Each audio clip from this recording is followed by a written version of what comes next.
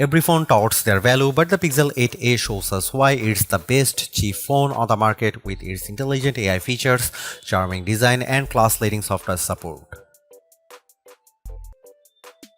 With the Pixel 8a design, I am really impressed by how it looks and feels very much like Google's more expensive flagship phones. For a mid-ranger, it certainly has a charm that few phones can match. It's definitely better look than Samsung's comparable Galaxy A35 and makes the aging iPhone SE 2022 even more dated than it is already. There are a couple of design changes that make the Pixel 8a look better than the Pixel 7a. First of all, the corners have been rounded to make it more in line with the design of the Pixel 8 and 8 Pro's design language. Secondly, it also feels much better to hold because of the matte black and polished aluminum frame it's sporting this time. It doesn't feel slippery like the glossy finish of the Pixel 7a, while the matte finish makes it much more smudge resistant. I love how the Pixel 8a always looks clean each and every time I take it out of my pocket or after using it for a period of time. Beyond these two changes, pretty much everything else about the Pixel 8a is identical, including the horizontal bar on the back of the phone that contains its cameras, USB-C port, power and volume rockers. I was hoping for Google to trim the bezels around the display a bit more. There is still a wider bezel on the bottom edge of the display. Google's sustainable pledge continues with the Pixel 8's construction because it uses more recycled aluminum, glass and plastic while still offering an IP67 rating for water and dust resistance. This is all fantastic stuff, especially when the Pixel 8a feels incredibly well built.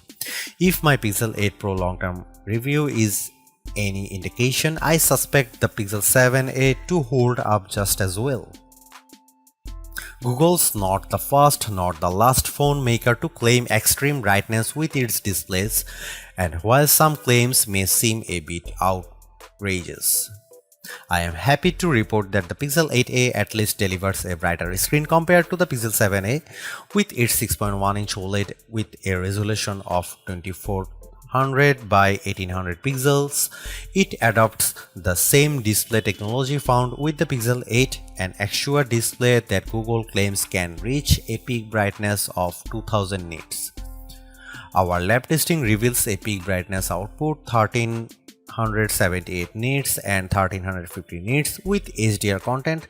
The latter very much comes close to Google's own claim of 1400 nits, even though the Pixel 8a display's peak output is still nowhere close to the 2000 nit rating Google mentions. It's still much brighter than the Pixel 7a's meager 931 nits of brightness.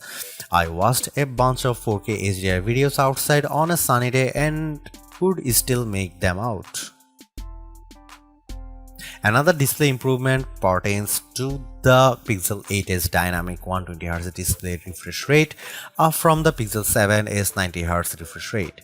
There is a noticeable difference whenever I activate smooth display mode, which makes the scrolling animation around the interface look much smoother. When smooth display is off, I can tell there is a little bit of jitter when scrolling a web page or the apps panel.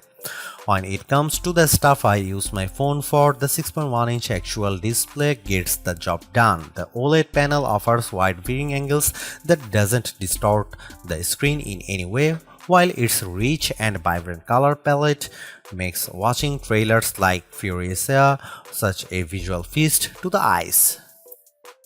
There are plenty of flagship caliber phones in our best camera phones guide, but only one of them cost less than $500, the Pixel 7a.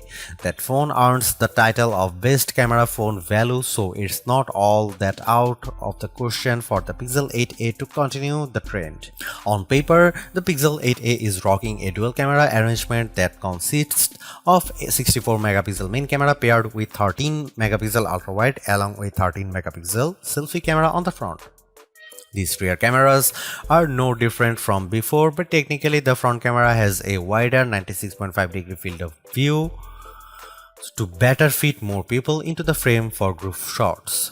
Now comes the important question, how much better is its camera performance? Now you can see some camera samples.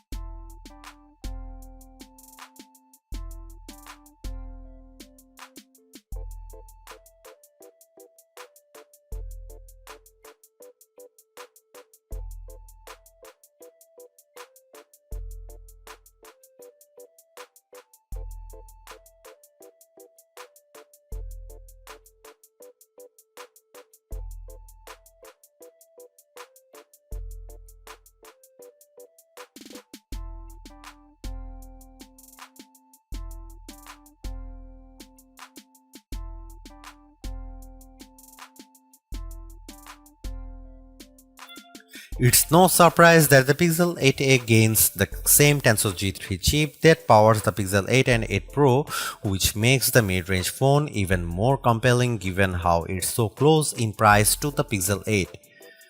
As I detailed already, the phone feels incredibly snappy navigating around the interface and running a few apps, which can also be attributed to its 120Hz refresh rate. As I suspected, the Pixel 8a delivers promising benchmark scores that pull it ahead of its predecessor. In Geekbench 6, it puts up single-core and multi-core scores of 1581 and 4093 respectively, which easily surpass the 1018 single-core and 3065 multi-core scores of the Pixel 7a. These scores are what I would expect in a newer phone, but it's harder to notice with everyday tasks like the occasional email reply or running any of my favorite social media apps. The Pixel 8a handles them with finesse, much like the Pixel 7a before it. Gaming on the Pixel 8a is also a joy, even more when its adaptive refresh rates makes everything look so smooth. In Age of Origins, the Pixel 8a maintains a smooth frame rate even when there is a ton of action happening on screen.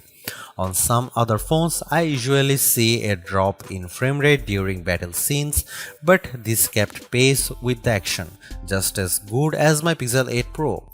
Against the Pixel 7a, the newer Tensor G3 propels the Pixel 8a to a faster frame rate of 53.7 fps in 3D Mark's Wildlife Unlimited test.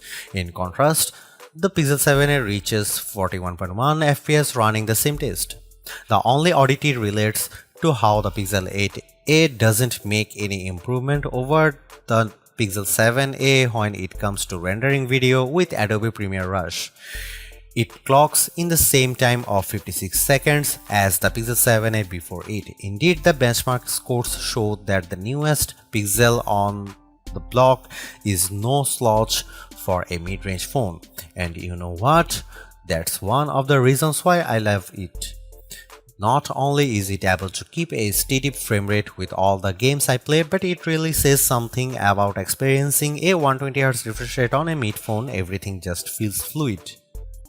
These improvements come without upping the cost of the phone, which in this day and age is a great thing in my book. This means you are getting even more value out of the Pixel 8a, more so if you intend on holding it for the next 7 years.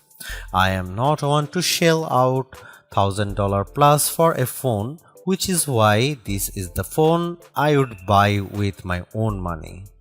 Thanks for watching. See you in the next one.